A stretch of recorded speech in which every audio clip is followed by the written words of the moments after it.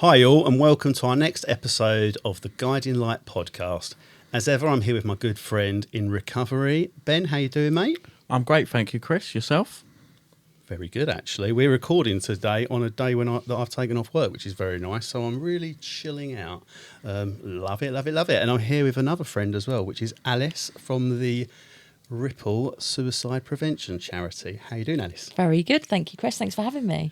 No problem at all. No worries at all. I mean, we're really excited actually about having you in here today because, I know you because I'm on the Ripple Advisory Board for Gambling Harm. Yeah, you are. Which is just wonderful, actually. I love it. But I imagine a lot of our listeners won't know about Ripple yet. So do you want to maybe just open up with a bit of a story, a bit of experience, personal experience of, what got you to start in the charity? Yeah, sure. So my kind of journey with setting up the charity really started in November of 2020. So it was a Wednesday, 25th of November, COVID. So lots of people were, finding things tough. And went to bed the night before, normal. 5:28 in the morning on the Wednesday, I had to knock at the front door. I go to the front door, open it, and there's two police officers that are stood in front of me. And it's never good, is it, when you've got two coppers in front of your front door in the middle of the night kind of thing. So I let them in. They sat me down, and they just said to me, "Look, about 2 hours ago, we found somebody, and we believe that person has been identified as your brother, Josh. And we also believe that he has taken his own life." I mean, life just has never been the same really since that moment. I'm still coming to terms with it, still trying to do my best to navigate the loss of Josh. He was my only sibling. He was my best mate. And in the kind of weeks that followed after losing him, I became just absolutely obsessed with going on Josh's phone, going on his laptop, going on his tablet, just desperately trying to find out, what was so horrendous in his life that he believed this was his best route out. And when I did that, I'd seen that he had been, for months prior to him ending his life, he'd actually been going on the internet and searching for how he could do it. And it was the internet really that then kind of gave him instructions, step-by-step guidance on how he could end his life, tips on how he could do it. There was even pain scales for each method of suicide to help him make a decision as to what one to pick. And I just sat there and thought, my God, if somebody's that low and that desperate and they're looking on the internet for that kind of stuff, why is there nothing out there that intervenes and interrupts them and puts them down a different, more hopeful path? So because nothing existed, I did something about it, and I've set up a charity called Ripple. It's a piece of technology, and it does exactly that. It interrupts people who are conducting harmful searches and instead signposts them to support. It's really, really sad, first of all, to know, where the charity came from. But unfortunately, this is an option that people sometimes take. And I remember you saying actually once before when I spoke to you that putting suicide and Ripple was there to try and help with people at that point where they're really vulnerable and, suicide may happen.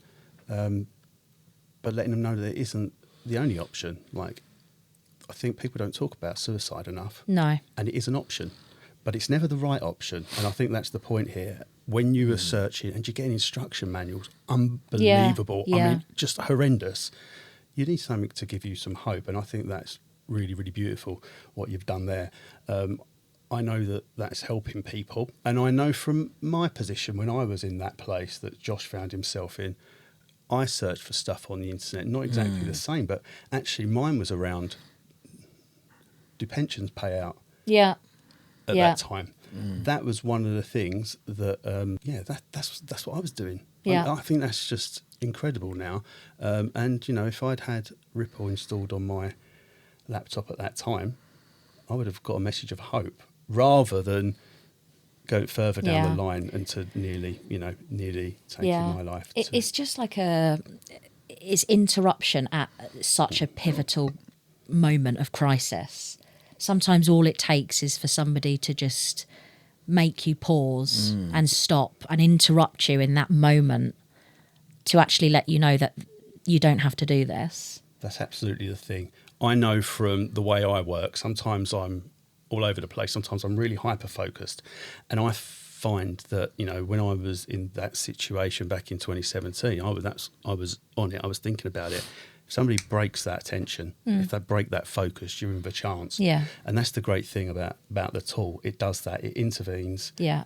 but in a really compassionate, nice way, and gives people another option, because there's always another option, and it gives some hope. So absolutely a wonderful thing. But Ben, you got anything to jump in with here? I think what I'd like to know a little bit more about that is what actually happens if someone was searching that type of stuff. Yeah. It intervenes. Can you just tell us sort of how and what sort of messaging it shows? Yeah, sure. So Ripple is a browser extension, so it can be put onto anyone's browser of choice, whether that's Google Chrome, Edge, Firefox, Safari, whatever it is you use. And once it's on, it means that if somebody was to go on the internet and search for something harmful to do with self-harm or suicide, Ripple would intervene. It's a bit like a pop-up. There's a short breathing exercise at the beginning. You can't click off of it.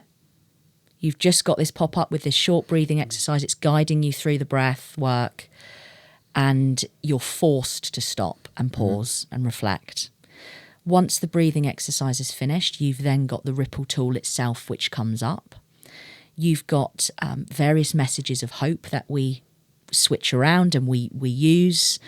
And then you've got a selection of mental health resources that you can access, both now and in the longer term.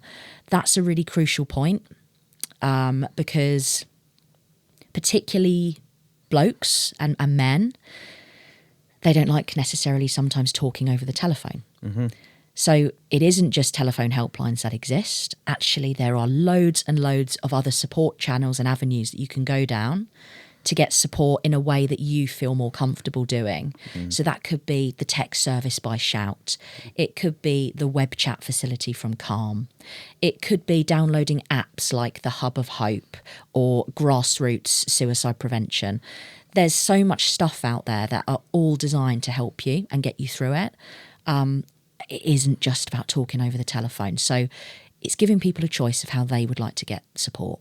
And what is lovely about this as well is it's presented to someone at the time it's most needed, Yeah. and they don't have to search for it as well. This No. is the other good thing. So often when you feel in crisis, if you can make that choice to do something, give yourself a chance, you've got to go and look for stuff, and then that can be really difficult. And I know from my gambling side of things, if you're looking for assistance with gambling, you'll get gambling websites come up at the top of the search, and so it could be the same when you're looking for self-harm or suicide type stuff. But for this to just pop up and be there, but the breathing bit, how good is that? Because when you said it, actually I started to feel calmer myself, because you're forced to just take that breath, aren't you? It just happens naturally, I think. Yeah, you've just conducted, a potentially extremely dangerous search on the internet. And Yeah. you're going to be faced with some horrible content, unfortunately, because it does exist. So my job is to get to them before they get to that, and to force them into pausing and putting them down that different path. So the fact that it kind of overlays before all of those harmful websites and things come up is definitely a positive. And sometimes, as I say, that's all someone needs. Yeah. I think you come up with a really good point there, and it's from a man's perspective, it is really hard to open up. Really hard.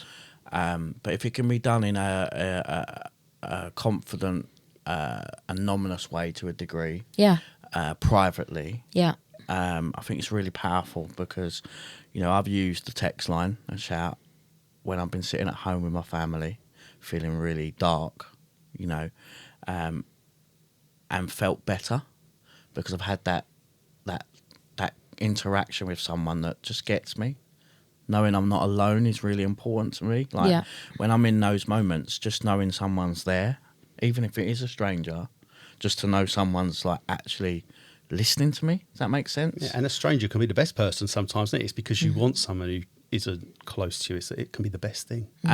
And you know, I've always find it easier to open up to someone I don't necessarily know. It's almost anonymous. It's not, obviously, because like, you know, you're texting, but you know, I find it easier to open up with things, or actually what's really going on with me. What I've found is quite often is I'll tell my loved ones enough to sort of get them off my back, because they'll know something's wrong, right? Because they'll see my behaviour over a matter of weeks or whatever, and I'll give them enough, but I won't really tell them what's fully going on for Ben. But those other services that you mentioned, I have opened up to a lot more. Yeah. And I've also, what I found during using those was that I was also signposted to other stuff that helped me. So they may have listened but not have the expertise to deal with what's going on with me today, but they can signpost me to someone that's got a specialist in that. For example, eating disorder for me. Yeah. That was the signpost to a few organisations, you know, Beat being the main one in the UK, but there are others out there. And I got the links, and I got the information I needed. Because again, if you search for that stuff on the internet, 9 times out of 10, if you're putting in ED or eating disorder, it isn't the help that comes up first. It's the harmful stuff. It's the harmful stuff. It's the how to restrict or how to do it better, in a sense, in terms. So I think that's really, really important. I think the breathing exercise is really important as well, because what I found is I'm not thinking very well when I'm searching for that content. I'm clearly not in the best mental health space. Yeah, exactly. So therefore, that time just to go is sometimes all I need, because I can get myself out of it. So I think, oh, that isn't really good. Let's go and speak to Chris, someone else, one of my support network. You know, Calm, Shout, Samaritans, whatever it is.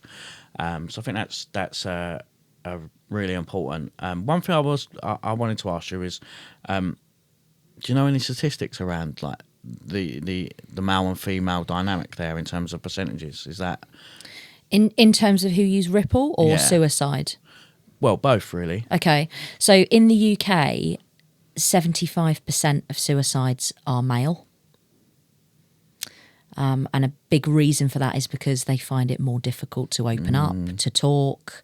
There's still, sadly, very much the kind of male bravado. I've got to be the breadwinner. I need to provide for my family. That kind of attitude does still exist, unfortunately. So it's a case of, you know, making men aware that actually if you do open up and you share how you're doing, that's absolutely a strength and not a weakness. But we still got work to do with that. In terms of the dynamics of Ripple and who use it,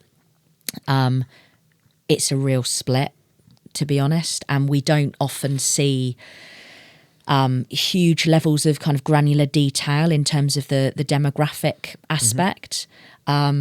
What I can say is it's for everybody. Yeah. It doesn't matter how old you are. It doesn't matter if you know, you're a certain religion or whatever. It's for everybody. Whatever you're going through, Ripple is there for you. So it's almost a bit of a universal tool, really. And this is the other point, right? Like, it's not something you should ever wait to have. It's something that no matter who you are, you should have it, because you never know when somebody is going to be on your computer. On, you know, if you're a big organisation and you can do the Wi-Fi integration, you just don't know. Just get it there, because you might help one person. Exactly. That's enough. That's enough. Yeah. The amount of kind of companies that I've had over the years that have said to me, look, yeah, you know, I like what you're doing, but realistically, nobody's going to search for this stuff at work. No, nobody's going to use their work computer to search for other how to end their life, are they? And I think, yeah, they are. Unfortunately, I searched for mine at work because I didn't want my family to see. Yeah, exactly. And also, you know, frankly, if you're in that place and you're searching for how to end your life, do you honestly think you're going to be thinking about what device you're searching for it on? No. Because, you know, as far as you're concerned, you're not going to be here to experience the consequences of that. So it doesn't make any difference at all. So whether you're a parent, it's free for you to download for your kids at home. Schools, colleges, universities, it's free. If you're a business, get it in place to safeguard your staff and your workforce. I think that's really important because the world's also moved to iPads that are a lot more like, if you use a laptop or a desktop at my company, we can search the history, right? It's normally left on the system. When you're using iPads, that's not got that so much. It's got obviously the IPs because I've looked into it, but it's not necessarily got. If I pick that iPad up, if there wasn't anything on there, it's normally wiped, right? So, and more the world's going into that, or phone. You know, phone's a big one. You know, I don't know what someone's looking on their phone because it's their phone. I don't have access to that. But I think what your tool does is protect potentially that harmful content that they may be using, you know, on your internal Wi-Fi, for argument's sake, or whatever it is, you know. Yeah. So I think it's you know, it's a really important tool.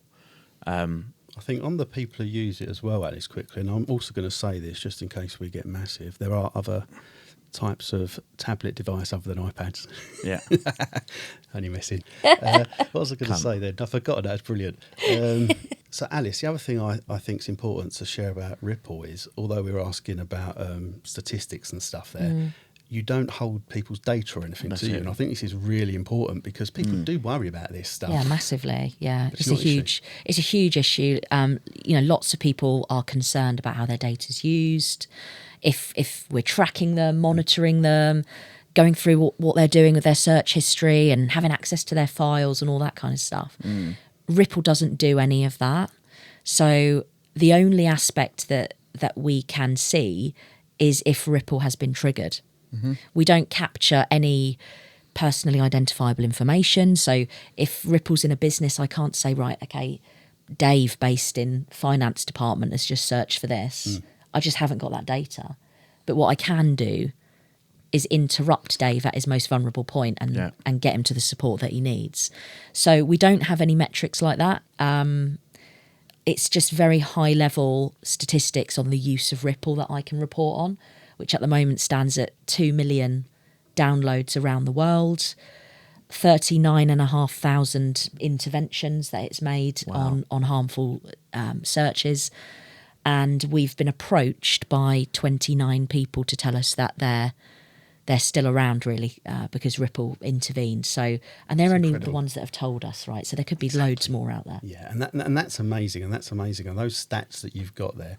Obviously, the main one is the people who've come back to you, of course. But those other bits are great to let people know that it's being used, to get it out there, and people to realise that it's a worthwhile tool. But the most amazing thing is, in this data-hungry kind of world, it's not about that. It's about keeping people well.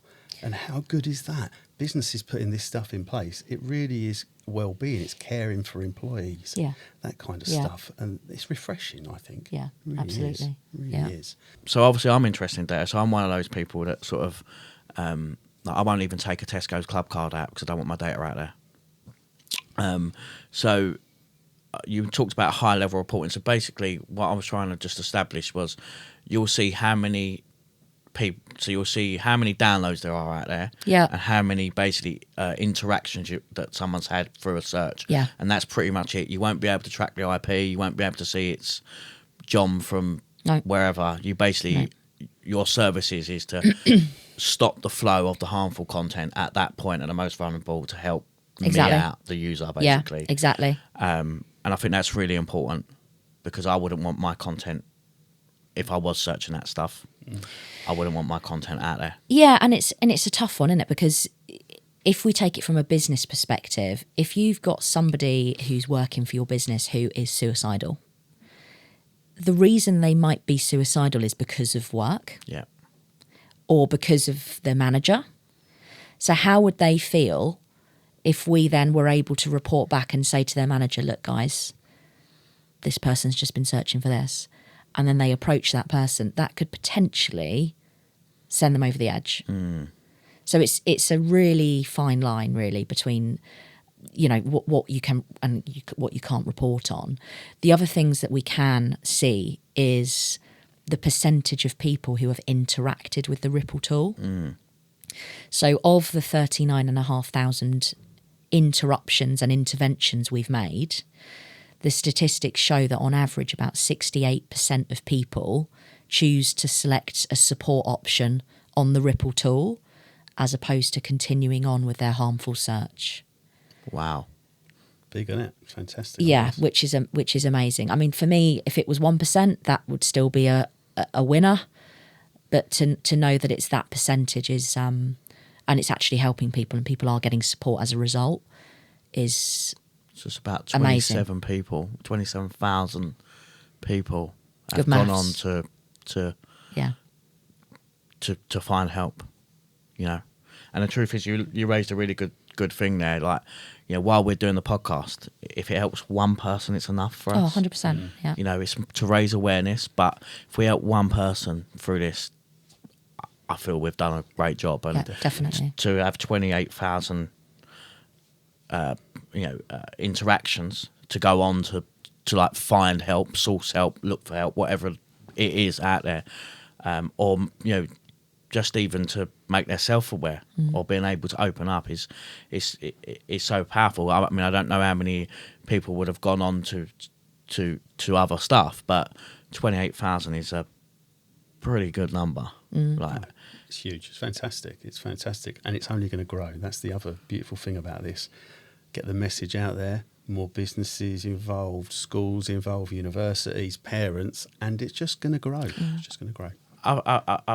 I think the Ripple tool is going to grow, but I also think that some of the mental health stuff is. I mean, we're living in a world nowadays that is probably one of the most demanding environments that we've been in our history as humans, right? Like right now with what's going on in the world and how tough it is, and social media and the pressures on finance, the pressures on career, the pressures the way someone looks, the access to harmful products, alcohol, drugs, gangs, whatever it is. That I think that my experience is sadly mental health as a cohort is becoming more difficult. Certainly, I've got a daughter. You've obviously got children. They're like, between 12 and 15. I'm sort of sitting there going, they've really got it tough. They've been through COVID. That my daughter was out of school for 2 years, didn't interact in our most key time of going to secondary school.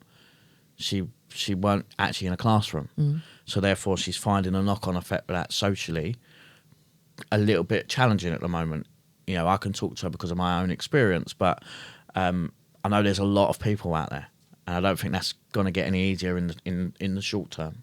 So I think it's really important, like the awareness stuff, that's sort of coming out. The other thing I would say is that the signposting of stuff, when I was looking, I didn't know what was out there, like, because I never looked for it, right? I know that there's phones or games or whatever, but when I was in that place, I didn't know what help was there. I just thought I was so alone, and I must be the only one thinking like this, and it's me. And actually what I found was, no, it's not just me. Actually, there is help out here. Actually, people have got through this moment in their life or that. And I've also found in my personal experience that the situation I was going through then is not as big as maybe I thought it was, because of the way that I am hypersensitive to feelings or trauma or whatever's going on for me. So I think it's really, really important, and I'm pleased that you've come up with it. What I did want to just touch on is, how did it all start? What's your background? Because it's quite a unique thing to just go, I'm going to go and do this. It was an ambitious thing. I read a stat somewhere that you started it in your bedroom. I did, yeah. So it's quite an ambitious moment to think, right, I'm going to go and start this, and this is what I'm going to do. Yeah. So I'm interested in you. Yeah. So when Josh took his life, I personally was going through a bit of a difficult time actually at that point as well. So I was bang smack in the middle of a divorce from my now ex-husband, and I'd moved. I was in the process of selling our family home. I'd moved back in with my parents, and I was in my kind of childhood bedroom again. So it's not how you wanted life to go. So it was already pretty rubbish for me at that point. My background at the time, I was working at an insurance firm, and I was doing cybersecurity. for them. I'd been working in cybersecurity for several years prior to that. I spent time working at various different banks over in Canary Wharf, kind of worked my way up and somehow ended up in cybersecurity. So I knew IT, I knew my way around technology, and when I was going through all of Josh's devices, that's really when I came up with the idea. I thought, okay, he's searching for this stuff. There's nothing out there to intervene. If there's nothing out there, I'm going to create something that makes it out there, you know? So that's really where I came up with this idea. I think I told my parents at the time, on Christmas Day of 2020 is when I said to them, look, I think I want to do something with this. And I think they were just appeasing me, to be honest. We were all in a daze, like we weren't talking, and it was just watching telly in silence really at that point. So they kind of said, yeah, okay, you know, if it will help you or whatever. And I just came up with it in my bedroom, and I was doing 14, 15 hour days in my bedroom, coming up with this idea, this concept, this strategy, where I saw it going, who I saw it helping. And it just kind of exploded from there. I had no idea it would get to the level it's today got to. Just no idea. But what an amazing thing. I love it because lots of people have ideas. Yeah. I have ideas about stuff and I think, I don't know how to make this happen. And then I might try and find other people to try and make it happen, or I might just think, I'm going to leave it. But I love the fact that you had the idea and then you literally got in your bedroom and you made it happen. It's so good. Yeah. I know there's more people now involved, but that is how it started. Yeah, and actually, look, from my own personal perspective as well, it helped me massively in terms of setting up Ripple, because it gave me a reason to open my eyes in the morning. It gave me a reason to think, okay, tomorrow I do want to be here. Because it was such a horrendous time at that moment. Because I was, you know, Josh's only sibling. My parents were just are broken. Everything fell on my shoulders, everything. The police investigations, the coroner's reports, organising the funeral in the middle of COVID, all of the paperwork, just everything was on me, plus a divorce, plus keeping down a job, plus coming up with a charity. So I had no time to think. And that, to be honest, was good for me at the time, because it helped me get through, it helped me have a focus and get what I needed to do done. Hand on heart, when you were sitting in that bedroom, what did you aim to achieve? It's probably a different outcome now, but what do you think? What would have been enough for you at that point and said, I've done a good job here? That's a good question. I think, in all honesty, it goes back to what we were saying earlier. If by sharing our story, by sharing stories about Josh, talking about what he went through, even that, if that helped one person, that for me would have been worth it at that point. As I saw it grow and as I saw it explode really into what it is now, and people think, okay, nothing like this exists, now I want Ripple to take over the world. And rightly so, I reckon. So my kind of ambitions have gone from, you know, being sat in my bedroom with my mum bringing me toasties while I'm working on a laptop, to me wanting to put this in every country, in every language, for a range of different topics to get people the support that they need. So yeah, it's kind of grown with the charity, I would say. It's wonderful ambition, absolutely wonderful ambition, and I love it. And I guess that's where I came to know you actually, in that growth period, because like I mentioned at the very start, I'm on the advisory board for Gambling Harm, but you've got advisory boards for a number of different topics now, haven't you? So maybe it'd be worth talking about that now. Yeah, so at the moment, Ripple as a piece of tech intervenes and interrupts if someone's conducting searches relating to self-harm and suicide. However, the reality is that there are a number of conditions, issues that people are finding things really difficult to navigate, that that can actually all have an impact into somebody experiencing suicidal thoughts. So that includes gambling, it includes alcohol, it includes drugs, it includes financial well-being, it includes eating disorders, and many more things. All of those conditions, struggles have an impact on somebody who might be thinking, okay, I don't want to be around here anymore. So my plan now is to expand Ripple's capabilities so that if somebody is going on the internet and searching for something to do with any of those things that I've just mentioned, to actually intervene and interrupt them, but signpost them to the relevant support channels and services for that condition. Yeah. If I can get them the support before it gets to the stage of self-harm and suicide, I think that can only be a good thing. Well, absolutely, like nothing better, I don't think. It's so good how this is growing. It's such a cohesive plan. It makes so much sense, and that's what I love about it. It is the fact that you had that idea, you've made that happen, but now actually what you're looking to achieve is really sensible as well as being really impactful. And I think that's amazing. And I think it's obvious and evident by the fact of like the awards and stuff that have been won as well, which has got to be a good thing because that is also just making more and more people see the benefits. Yeah, and just to be really clear, Ripple wouldn't become an organisation or a charity that's experts in any of those fields. I met you because you very kindly agreed to come on our advisory board for gambling. And that's the same with all of our advisory boards, right? I've got people who have got lived experience of this stuff. It's all very well me saying, yeah, I want to, make a Ripple tool to help people that have got gambling addictions. I can't do that without the help and assistance of people who have actually lived that and get it. And it's the advisory boards really that are helping me to make that a reality. So, hugely grateful to the kind of 70 people plus that are in my advisory boards that are helping me navigate that. Yeah, it's fantastic to hear. It's fantastic to hear because, my choices that I've made, I've been fairly fortunate. But, I have wrote a letter to end my life. I have looked at insurance policies. What can I do or how do my family get paid out? So, I can't do that because it won't be paid out, but I could do this for argument's sake, and that's a really warped way of thinking.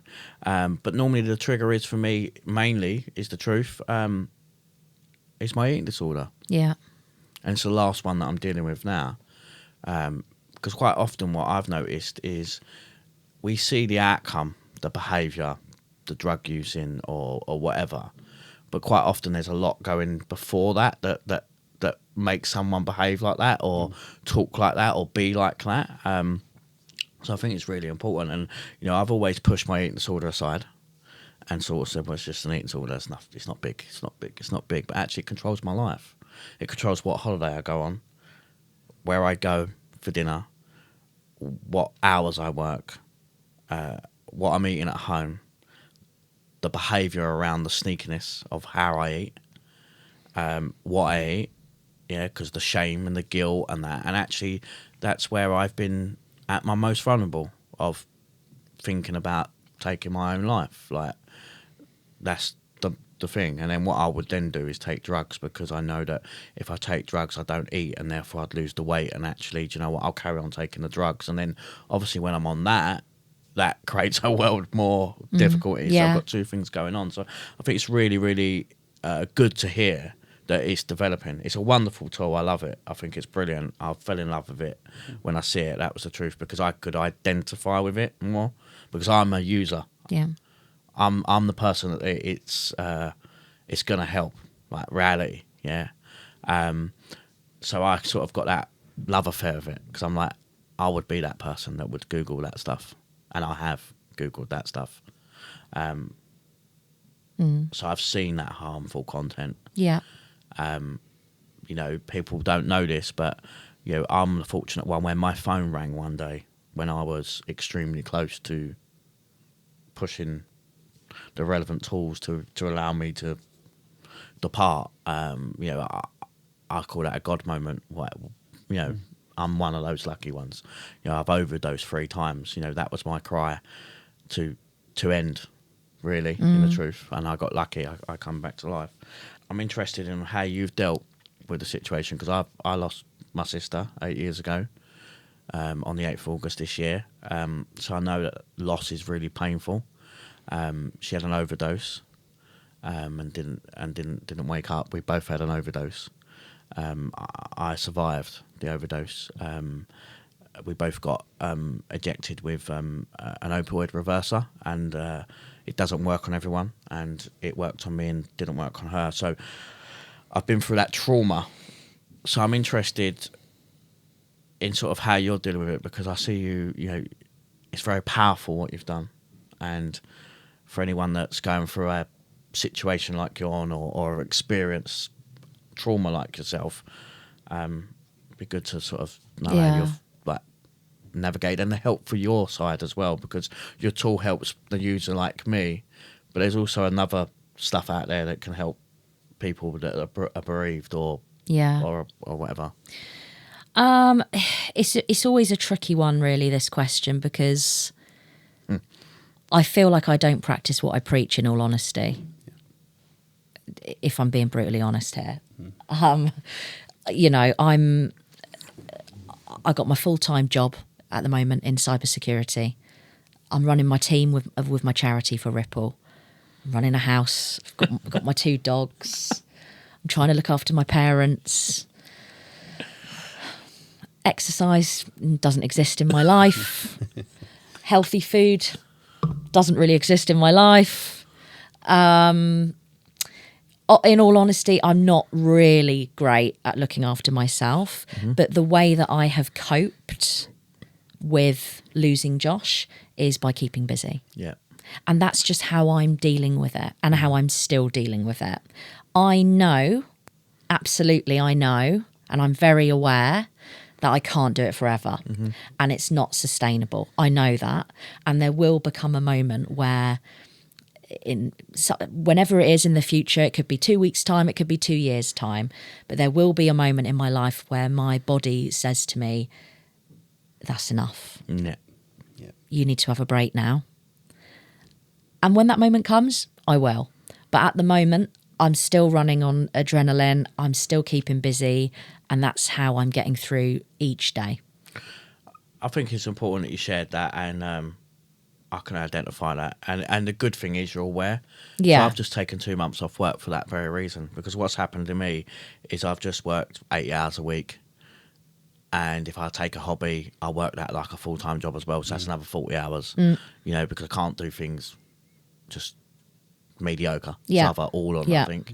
You know, and I got myself into a place where I need some time off work to work on me. Yeah, and good on you for having like the strength and the courage to actually acknowledge that and do something about it. That's massive. Yeah, and it's like the moment had come. It's taken a long time to get there, 4 years to for me to go, hang on a minute, because my way of dealing with it is similar to you. I work hard. You know, I work extra hard for the things I believe in. I won't look after myself, but I'll listen to my mate and try and guide, help, support, coach, whatever. You know, and it got to a place where, you know, someone called me out on it, was the truth. Like, you're in recovery now, Ben. You're helping a lot of people, but what are you going to do about you? Like, because actually, you're still hurting. You're still not solved that. And that's still a journey. I'm only 2 months in, right? I've gone back to therapy, and I'm talking about some of that trauma. So it's good that you've got self-awareness, and I think that's really important. Yeah, look, definitely. And I've done therapy a few times. I'll probably do it again going forward. Losing somebody to suicide is not something that you can get over. It's just not. I mean, any bereavement is awful. Suicide comes with lots of additional emotions. The guilt, the anger, actually, which I have sometimes towards Josh. You know, how could you have left me here? Yeah. You know, with my parents, it's just me now looking after them. I'm their only hope of grandchildren. So I've got that kind of feeling of expectation. Should I give my parents grandchildren? Because if I don't give them to them, there isn't anybody else. Yeah. it's just all those kind of additional feelings that come with it.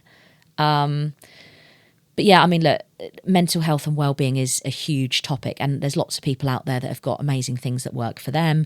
But I'm not going to sit here and say, you know, I go in an ice bath at 6 o'clock in the morning and then I do a 10K run and then I have my melon for my breakfast and then I go to therapy and do this. I'm just not. Yeah. Sometimes I wake up in the morning and I can't physically get myself out of bed. So for me, it's putting on Netflix or another TV program or a movie or whatever and ordering a pizza. Yeah. And that's how I deal with it. And the important thing is talking about it, being aware. Yeah. It's so good.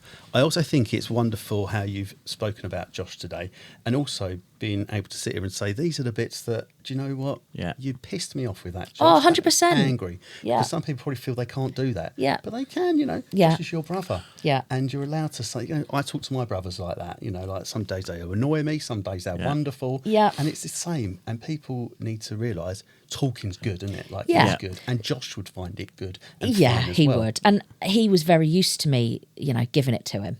Yeah. Frankly, if he did something wrong, which he did on many, many, many, many occasions, he would get it from me. Yeah.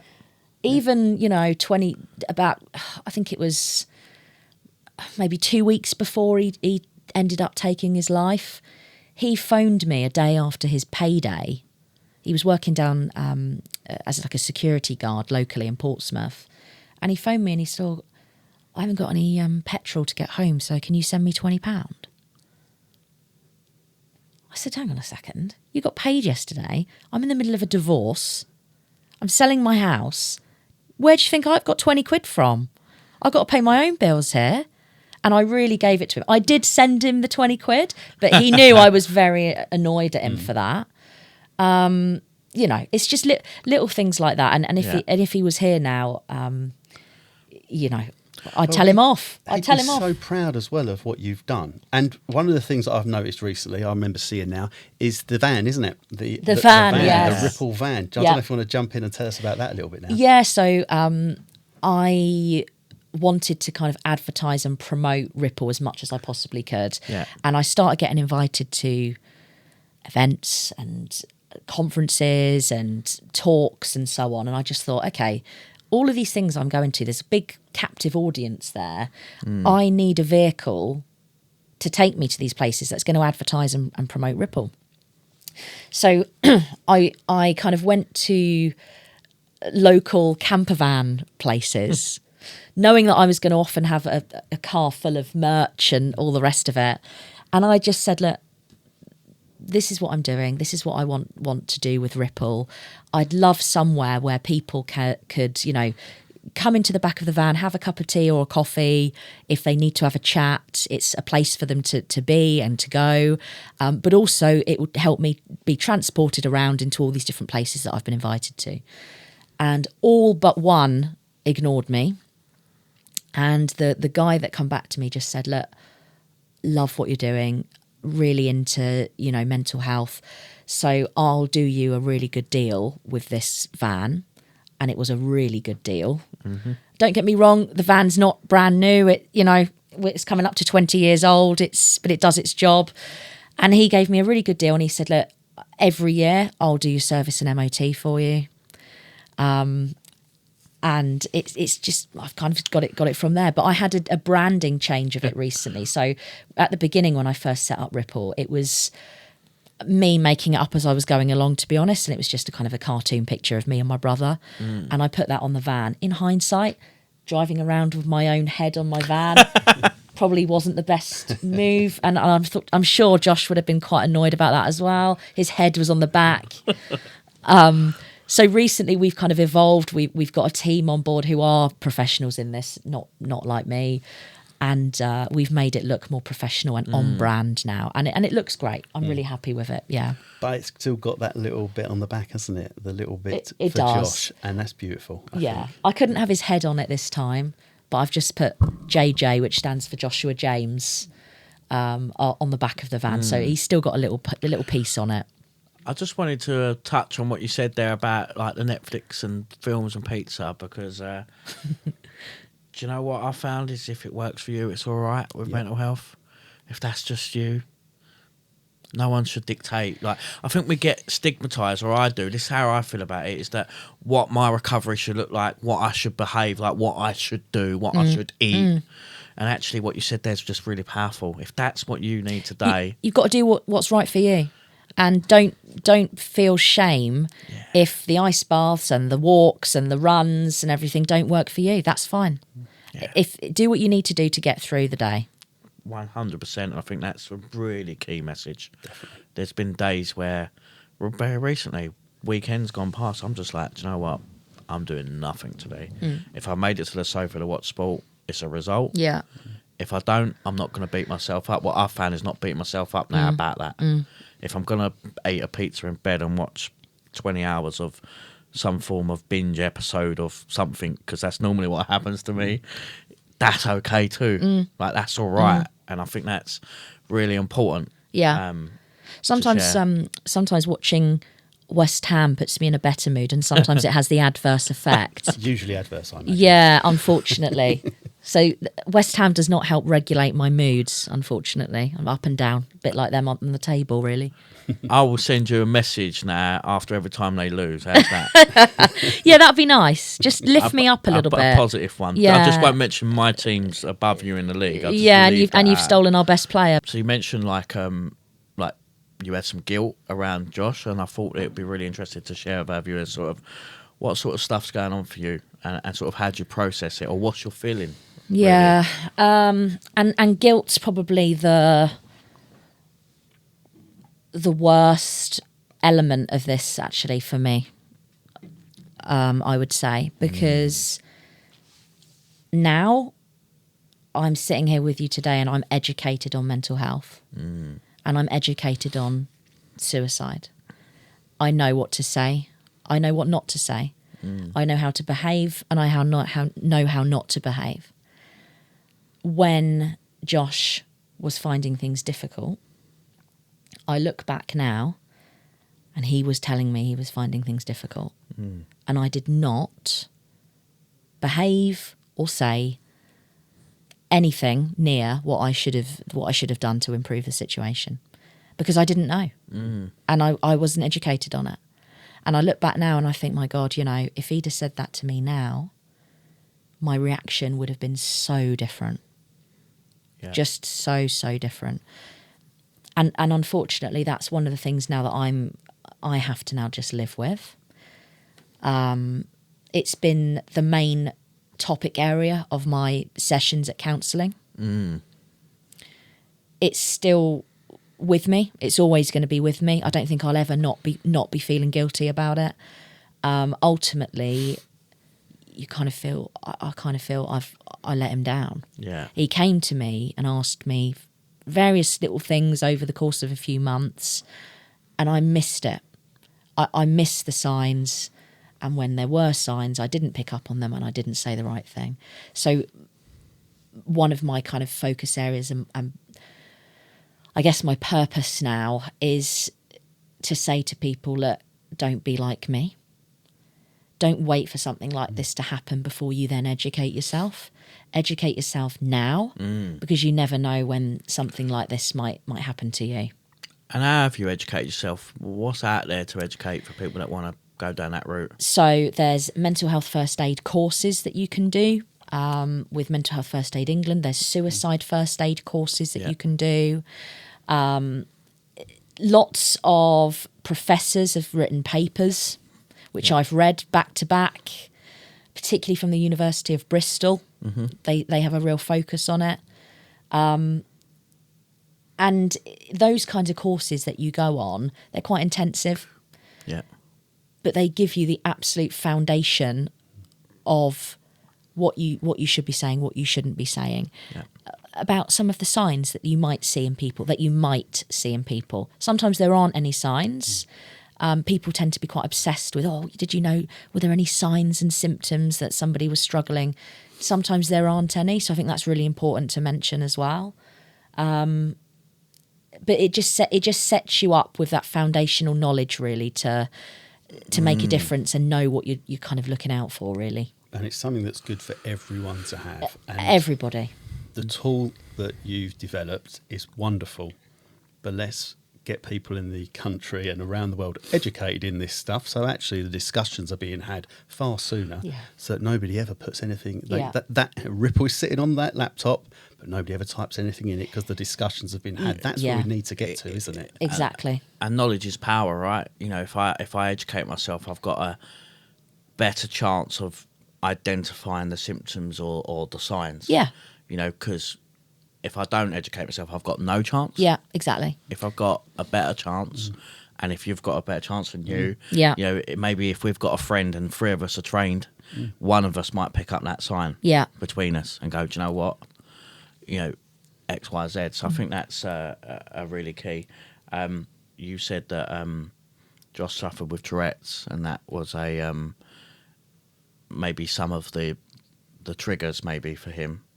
So I don't know if you can share a bit about what your thoughts about that, or yeah, there's a huge link between neurodiversity and conditions relating to neurodiversity and people having mental health struggles, and ultimately experiencing suicidal thoughts. So there's a huge link there.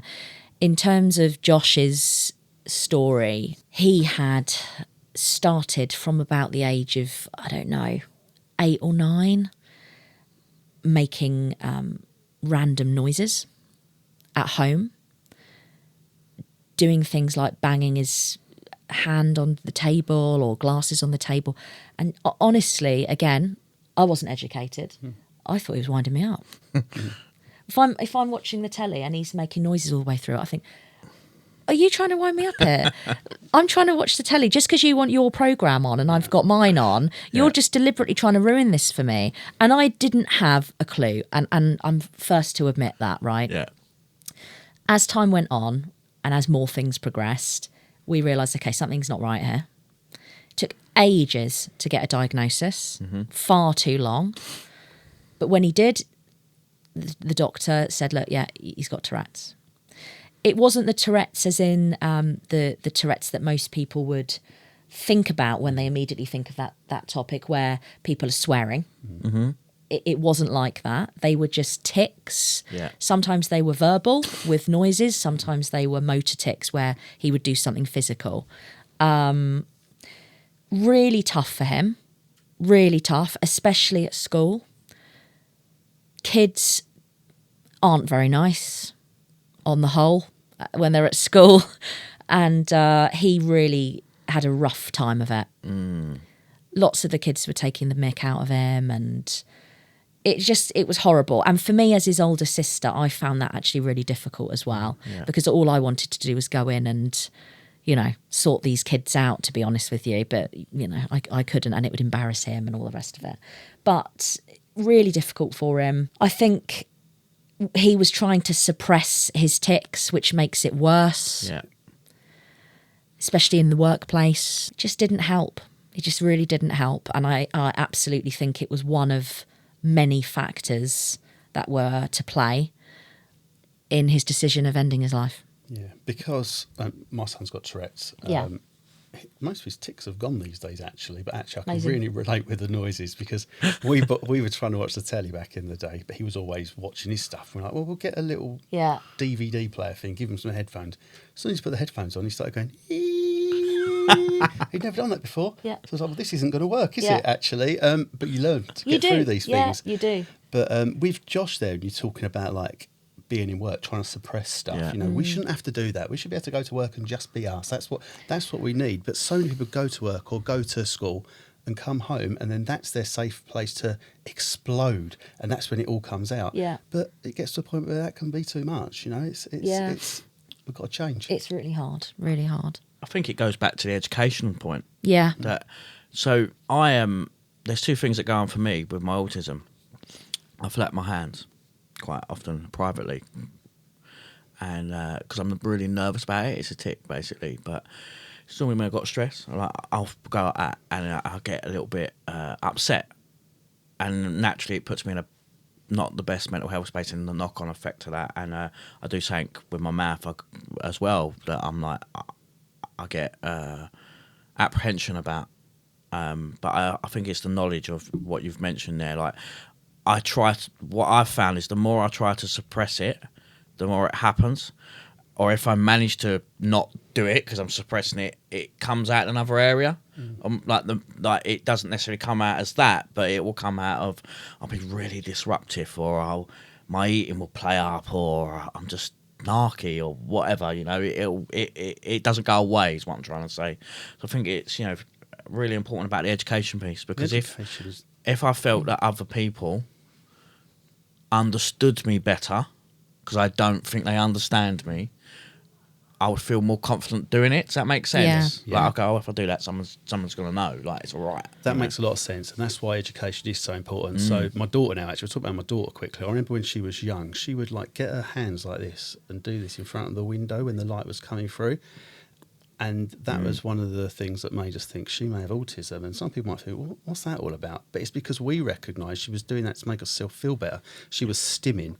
And the point is, she was doing that to kind of regulate herself. Yeah. Now, what you're talking about there, Ben, is wanting to be able to regulate yourself when you're in your workplace. If you feel you can't do it, then you get stressed, you get anxious. It's very difficult. So if people understand that, Ben's just regulating himself over there, he'll be all right in a minute, that's what we need. So what I do, I do this with my hands, right? But I have to try and take myself to the toilet. To do it? Yeah, sometimes I don't make it, and then I get embarrassed, and did they see that? And then the paranoia bit comes in. I'll slim like that, because what I'm doing is, I've realised today through the therapy that, it's the chemical in my brain. I'm trying just to regulate my emotions and that, and it's okay to do that. And actually, it's healthy for Ben to do that, more importantly, because if I don't do that, it plays out worse other ways. So it's healthier for me. But the shame, the judgment that I think is going to happen, the not acceptance of others that I think may happen because they don't necessarily have the knowledge of why I'm doing it. I'm sorry to say it, people think you're weird from my perspective. Yeah, and that's the sad piece really in all of it, because you're not. Yeah. You're not weird. I remember, I just wanted to share a quick story with you. My mum, it used to drive my mum mad.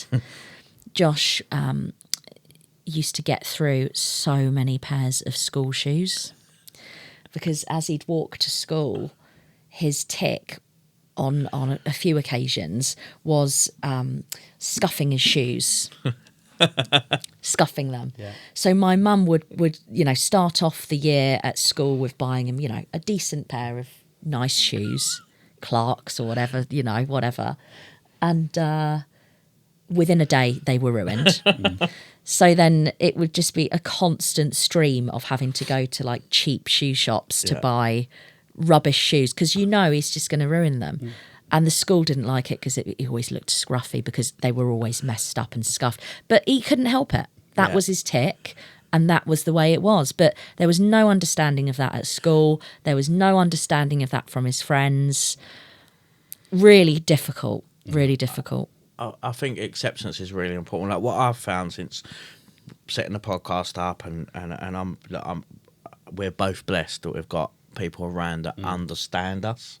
So we feel we've got an expression that we can, I know I can tell him anything and he's not going to judge me. Like, it's because he accepts me for who I am. A lot of people with things that go on like neurodiversity or anything like that are very intelligent in other areas. They've got massive amounts of skills that some people don't ever comprehend, right? Some of the stuff that is good with me that I know that no one else can do. I just know it, and that's not me being, brash or ego. That's just know it. But I also need some support in other areas. But do you know what? I've never reached my full potential until the last 6 months, because this kept me captive for so long that I couldn't actually get my skills, even though they were there. I just lived in here for 90% of the time, and it consumed and obsessed my thinking. And a lot of my mental health battles is because of that, actually. There are some people that, if someone's watching this, there are a lot of courses out there now that are from non-profit companies that are awareness courses for staff members or bosses or superiors. So, we'll try and share a few in the links, because, I've been on some myself recently, because I think it's really important. That education piece is so important. it's not someone being difficult. It's not someone trying to get a concession. No. It's not someone trying to get more money or work less hours or be difficult. That it's not. It's because that's what they need, It's just about trying to do your job the best way you possibly can for your organisation, isn't it? It can be so frustrating. It's not just in the job though. It's like out in the world, like in terms of like friends. He's just always nightmare. One of my things is if we're going somewhere, I want to know the route we're going, what buses we got, what's the contingency plan if it goes wrong, where's the fire exits of the place, what's on the menu for food, can someone get me a menu because it's not on their website, I need a menu, I need to know what's on it.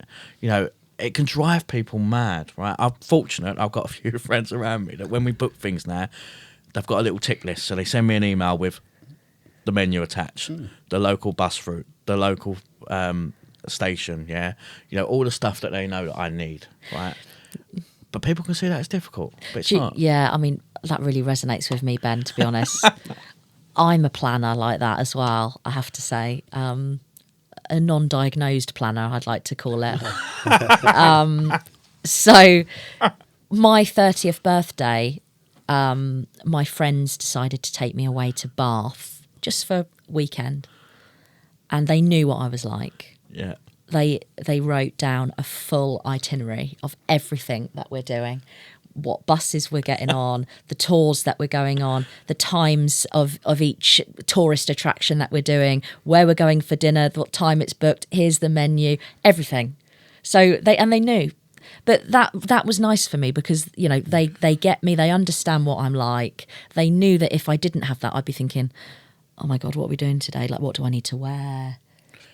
Do I need to eat breakfast before I go out? What do I, And I get really in my head about that. It's about being present as well. See, by them doing that, I'm present with them for the day, the 2 days. Exactly, yeah. Rather than 80%, I'm thinking, not overwhelmed, that's not the right word. I'm not with them. Yeah. Because I'm thinking, what's going next? What have I got? Have I got the right trainers on? I didn't pack that. Where are we going? Oh, I feel a bit claustrophobic in here and all that. Yeah. That stuff. I'll let you into a secret. I'm going away to a convention, an AA convention in Mallorca. Okay. I've already booked the place. I spent 3 months searching the villa. It has to be within a certain radius of a hospital. I know the local GP, and it's a 24-hour GP, and I've got the details already on a spreadsheet. I know the bus route and the train route, but I'm getting a taxi there. And you're still going to be late. But I'm still getting it.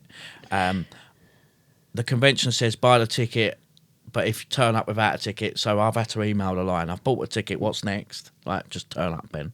Oh, okay. What time? Just turn up. It's there for 3 days. Okay. Who do I need to see? Just turn up, right? Because it's me. Now, the person I'm going with understands me, and she's laughing. She's like, I'll just let it get on with it. Cool. She loves it, because I'll give her a list of everything that I'll have the fire station on it. Well, yeah, and it means no one else has to do all the legwork, because you've already done it. So other people love it. She's great. But I think it's great, yeah. It's also the acceptance fact, right? I kept that private for many years. Like, I'd have it saved in my phone or my little black book. Now I feel we've got the ability today to just share it and go, do you know what? This makes me feel comfortable. It's about making me feel comfortable. And I can also identify in others. There was something happening the other week, and I could sense. So I asked him, I said, hey. He said, I said, don't worry. Let's go for a coffee tomorrow. We'll do it together. And you know what? He said it's the first time someone's asked him in his life.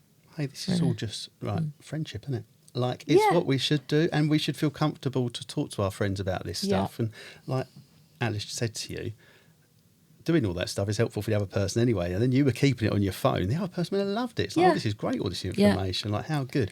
Oh, this is friendship, and it's what we need to get to. We need to feel comfortable to be able to share this with our friends. Yeah, definitely. And it's part of you, isn't it? So if they don't get that part of you, then are they your friend? And they don't really know you otherwise. Yeah. It's like something that's been that I spoke about recently. So for anyone's listening, I don't know if this resonates with anyone, but I always wanted to go to parties and be social and all this stuff, right? Who wouldn't? It's nice stuff to do, right?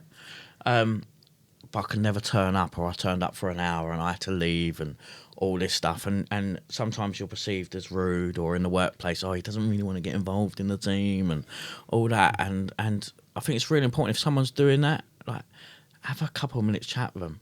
Try and understand them a little bit. You know, because when I shared to my team the other week, we were going out, right? We were going to Canary Wharf, and I weren't going to go. But I weren't going to go because we were going to use the Underground, and I can't use the Underground. I drive everywhere in London, even if it takes me 5 hours. But today I just said, look, I am going to go, but I'm going to drive there. And these are the reasons why. I cannot get on the Underground, because by the time I get on the Underground and get the other end, I've wasted the 3 hours that was meant to do the activity trying to calm down from the Underground. You know, so if you've got a friend like that or someone in the workplace, maybe just have a chat and go, can I help? Yeah. Do you want a companion? You know, someone's just said to me once, I'll come with you. I was like, what? I'll come with you. You know, I went to a convention the other weekend, London convention. Everyone else is getting on the train. And they just went, pick me up.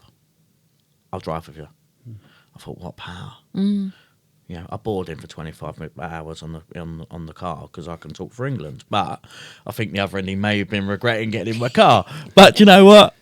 It was nice, right? Yeah, it was. It's more expensive for me because parking in London's expensive. But the other side of it, you know, like you share that at work and somebody else might come to you and go, do you know what, I wasn't going to go either.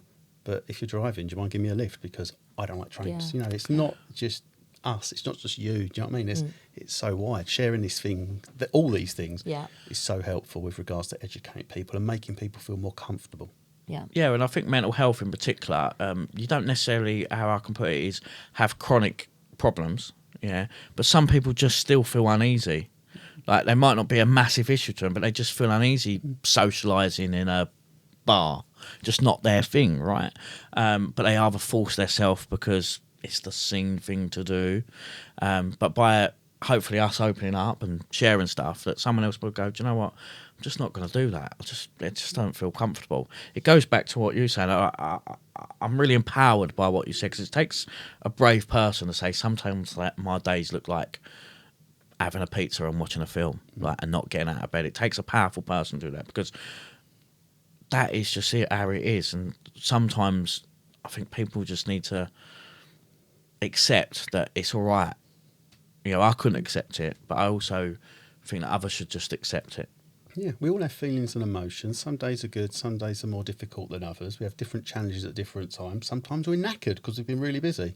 So it's okay. It's normal to feel like that, isn't it? So we've just got to share the normality, I think, of these things. So Alice, is there anything that you want to say to our viewers today? I think firstly, just thank you for listening, because it's important that people are open to listening to these kinds of, hard topics. And secondly, more information about Ripple. So if you wanted to learn any more about what we do, our website is ripplesuicideprevention.com. We're on all social media channels as well, so just search for Ripple and we'll be on there. And if there's any businesses out there that are interested in partnering, deploying Ripple for their workforce and their staff, then our email address is info@ripplesuicideprevention.com. Great. Thank you for coming in. Thank you so much for having me. Thank you, Chris, as always. It's always a pleasure. It's been brilliant. Thank you, Alice, for coming. It's been amazing. Thank you. And thank you to our viewers. That's the end of this episode. If you want to know more, please go to theguidinglight.co.uk website. We're also on Spotify under the Guiding Light podcast, YouTube and Amazon and all the normal socials, or reach out to ben@theguidinglight.co.uk for any more support or signposting that you need. And hope to see you soon.